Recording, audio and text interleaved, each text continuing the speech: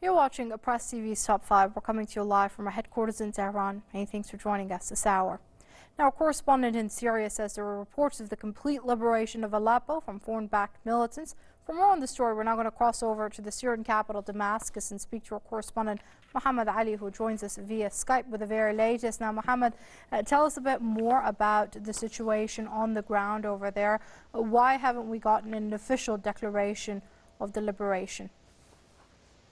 Because actually there are still clashes happening on the ground. There are a couple of areas, neighborhoods that the terrorists are still positioned in the southeastern parts of Aleppo, namely the quarters of Tel al-Zarazir, al-Mashhad, and parts of al-Sukkari over there. Less than 4 square kilometers where terrorists are positioned.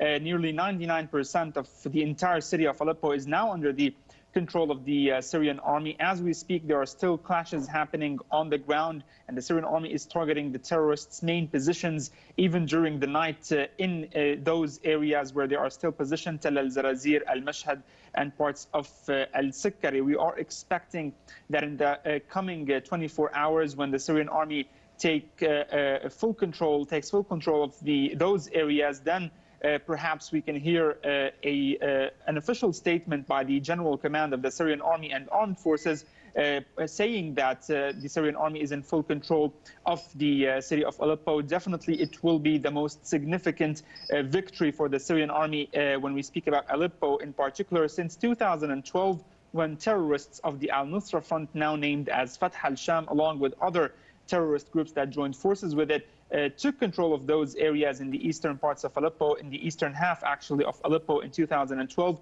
Those areas used to make up about 45 square kilometers at that time. Just 20 days ago, those terrorists used to control those 45 square kilometers, but the Syrian army significantly advanced over there, surprised them from various actually axes, and attacked after putting a full siege on them 3 months ago, cutting all kinds of supply lines. And this was actually what enabled the Syrian army to carry out such significant and successful military operations.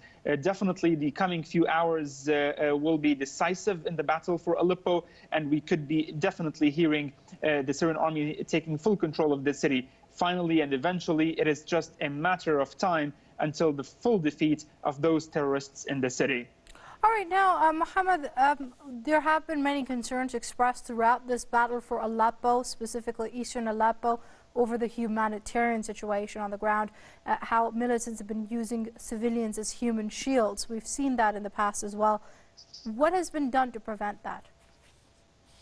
Well, the Syrian army in its military operations and the strikes over there is trying to prevent any kind of attack in an area known to be an area where civilians are heavily present. We have seen the Syrian army in its military operations in the past 3 months calling on the civilians in official statements to get out of those areas, to stay far from the headquarters of the terrorists, the buildings they are using, the residential buildings they are using as military centers over there. The Syrian helicopters through leaflets also, and through many flyers on the eastern parts of Aleppo, calling on those civilians to stay far from those areas. At the end of the day, it is the Syrian army's duty to carry out such military operations according to the Syrian government, because it is in the constitution of Syria that the Syrian army should actually eliminate the threat of terrorism. And we know that if the Syrian army did not advance over there and eliminate the terrorists' presence there, those terrorists in the eastern parts of Aleppo continued on a daily basis, launching mortars and rockets at western Aleppo and killing tens of civilians on a daily basis. So the Syrian army, what it's doing is that as it's advancing and striking precisely only the terrorist positions, it is also allowing the evacuation and exit of those civilians, giving them temporary shelter centers and basic needs until those areas are secured and until the Syrian army can invite those civilians back to their homes. And before I let you go, Mohammed, of course, let's not forget that the terrorists that are operating on the ground there in eastern Aleppo, they're being supported by certain regional countries that are allied with the United States. What kind of a reaction are we seeing coming forth from there? Because we've also seen the U.S. moving towards being able to supply more arms to the militant groups operating on Syrian soil.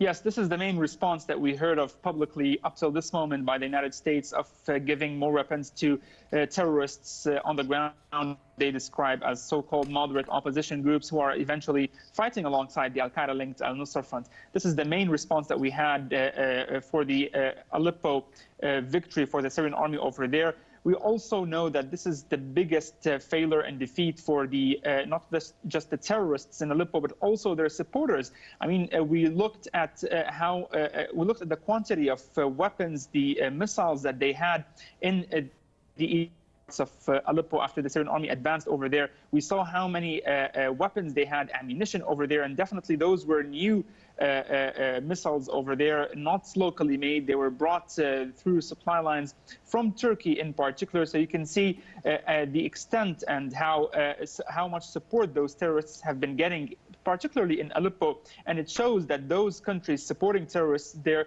want to prolong this crisis. They want to prolong this unrest. They do not want any end for this crisis in Syria. So having the Syrian army advancing in Aleppo, eliminating all terrorists over there and taking control of all of those weapons hidden inside the basements in residential areas in eastern Aleppo is definitely a major defeat for countries supporting terrorists, mainly Turkey, Saudi Arabia and Qatar.